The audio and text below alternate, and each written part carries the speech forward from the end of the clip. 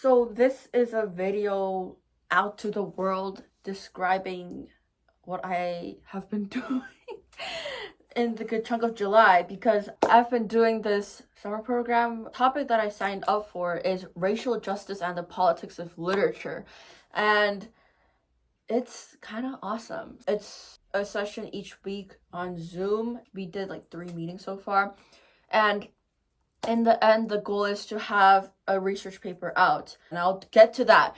But before, so each week we had this collection of maybe essays, poems, or literature essentially that covers parts of racial justice. First week, we covered what is race, and race is a social construct, and that one, race is not fixed but is porous or fluid. Race does not work the same across different regions and different racial categories, and race is inextricable from other social constructs that are also felt biological. So we feel that race is just what you are born with, and that's same with like other social constructs such as disability, because that seems so biological, that seems like you can't change it, but like who chooses who is able or who's not? Also like money, that's a social construct that seems real, but it's like, that's a piece of paper.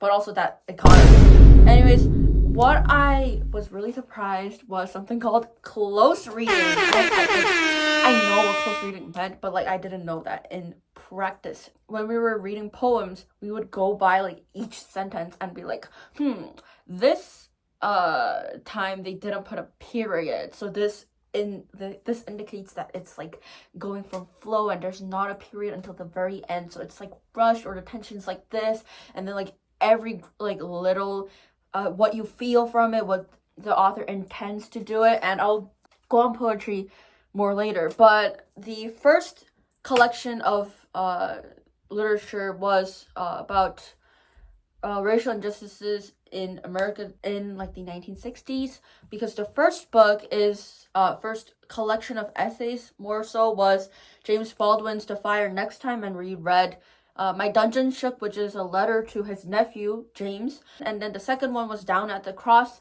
a letter from a region of my mind, where he comes from this, he starts off with this story of this one summer that changed everything. I have a couple points that I want to leave with, which is in My Dungeon Shook, we did close reading, and it was like a personal letter, but he chose to publish it. So one thing about me is like, even if we say that, oh, it's a personal letter, so like it's sort of like you are peeking in, but he published it, like that's like, but also like I get why he like said it's a letter to his nephew, because one, it personalizes it, so it's like, oh, he's writing it to a nephew.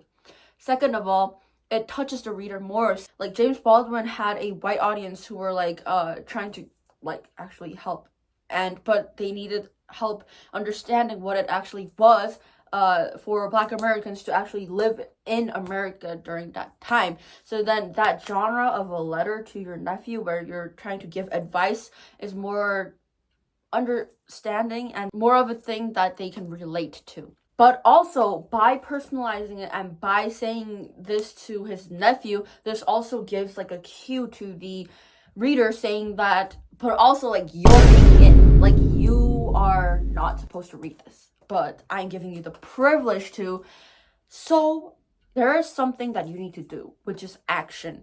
You read this and you know that there's something wrong.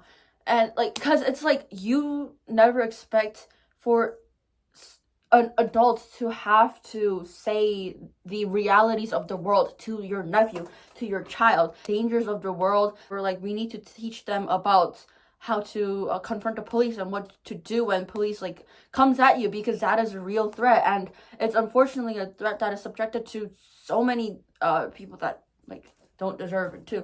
But then that point, I went off a tangent, but that made it see like it shows you, or it compels you, and it says to you that you need to do something about this, and action is needed.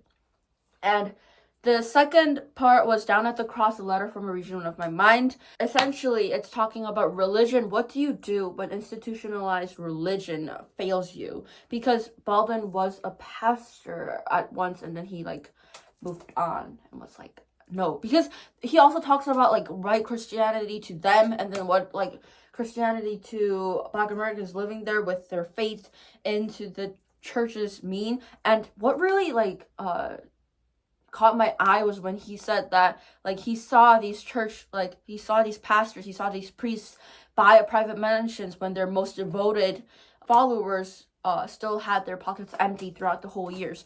And I was like, damn, that's kind of like, that's true. And then he talks about love, because I think he came from like Christianity. The love is like similar to the like Christian love, but not like the selective love, but like beauty and understanding that each human needs respect as a human, and that common understanding of just the beauty in life that you feel by living. When he asks what will happen to all that beauty at the last couple of pages, it's like, wow, he's saying like beauty is not a luxury too. It's a necessity of life in a sense. It's necessary to accept that the sensations of beauty are real, and that goes to our second week, or my second week that I had, which was about Black feminism and that in poetry. So the first one was an excerpt from Sister Outsider by Audre Lorde. I loved it. We read Poetry is Not a Luxury, and that just stuck out to me so much. It's been the only thing I can think of for like 2 weeks. I love how she just puts the words into it, which is what poetry is trying to do to you. Poetry allows a person to conceptualize, to act on, to mobilize, and their experiences and everything that they felt into words, so they can move on to politics about it. They can actually put definition to it and act upon it to know what is wrong. And it essentially gives power to your experiences. And this was when we discussed about the European mode, or the Cartesian mode of like, I think, therefore I am. The quote is essentially saying that in the European mode, they think freedom and skills and that power of knowledge is something to be considered above everything. That's why I think therefore I am is also talking about your thought, because that is the thing that is undoubtedly true and objective. But what Lorde is saying is your body sensations are also as equally as important as your knowledge and your like soul. You should cherish the feelings, the sensations in your body. And sensations is not just like emotions you feel, but is using all 5 of your senses to take in something from your external world that you feel, and that is reality. Because oppression is felt in a very real way, and it is physical. Oppression is physical, and oppression and the intersections of it, and that is all felt real. But if the European mode and what the government has adopted, then that immobilizes the ability to say that what I have felt is valued and what I felt is real, and that should be a priority too.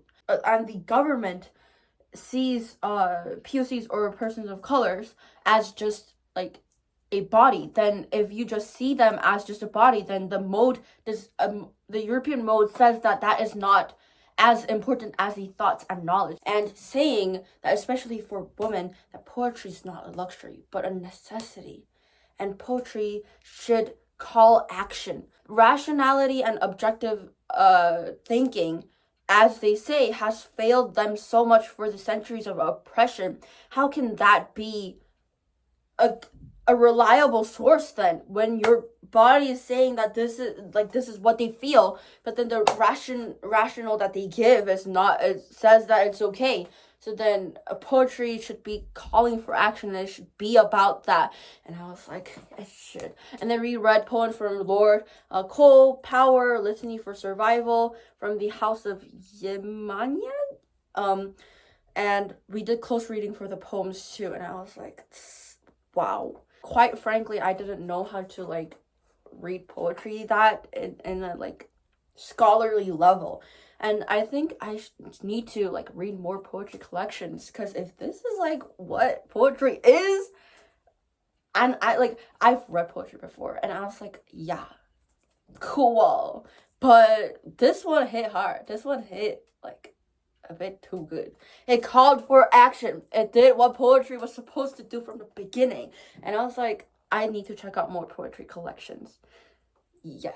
Baldwin criticizes the American dream, and down at the cross, he's like, the American dream is a nightmare for them because and I was like, whoa, that, like, Taylor Swift, first of all, but also, wow, because the American dream promises for freedom, for achievement, and for opportunity, but they don't, like, that's not what they're proving. And by saying that, oh, but the American dream, that's essentially, it's a living nightmare. He also talked about how, like, white Americans fear the body so much, and, like, how can you, like, because I was thinking, if you are so devoted into Christianity, how can you possibly justify the actions that are doing, like, if you were, like, in the 1960s, like, taking part in the actions that will enable oppression, how do you justify that in the Christian mind? But then Baldwin comes up and says that they can't. If they can't trust the, like, elemental thing of sensation, of reality, and you literally blindfold yourself from the actual things that are happening, then how can you possibly see all of this?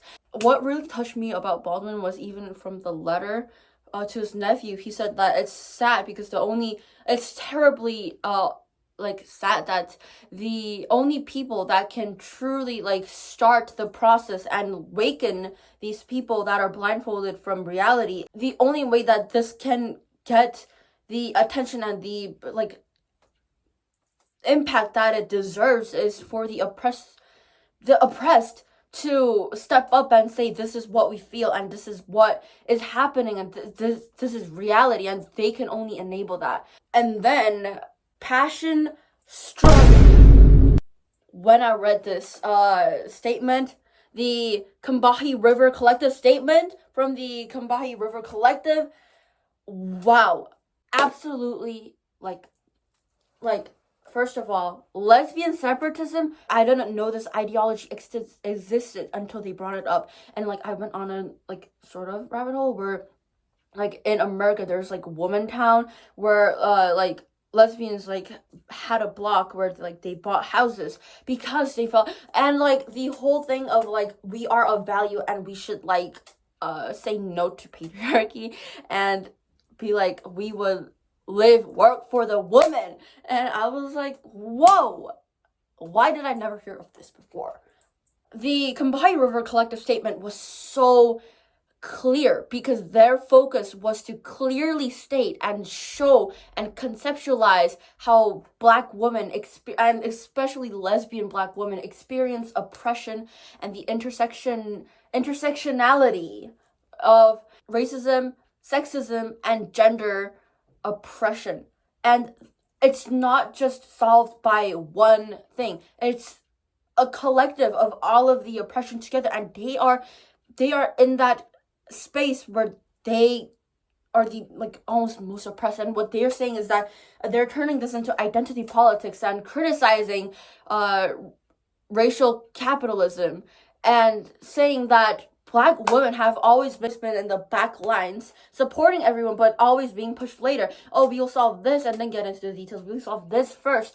But then they're saying that we need to be in the forefront. We know what oppression feels like the most, and we know what liberty, what is called for when we talk about liberty, because we feel all of that and we know what it means. And when they were talking about racism in the women's movement, and, like, how Black men cannot truly understand what Black women are facing because Black men are also sexist, and then this even though they have this line of oppression that they have in common, they still cannot truly understand what it feels like to be a Black woman versus a Black man in this society. Okay, I'm editing here, but I just cut off the whole part where I talk about my possible research, because the ones I talked about was, like, 2 weeks ago, because the research only requires it to be about race and about literature of some sort, because that's what we're gonna like to close read and research about.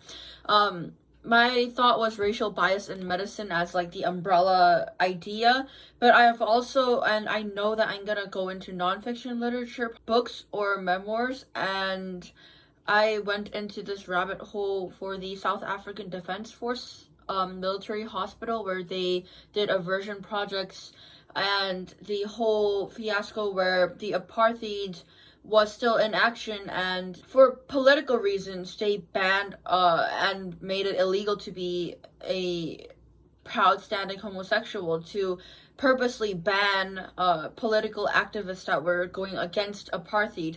So it was sort of this intersection between race and sexuality, where they used one thing to cover up the other. But I also need to just find literature. And that is a brief update on my literature journey. And yes, I do have a lot of books I need to read. I'm just gonna... These are the books that I need to like finish by the end of break. Anyways, bye. Bye.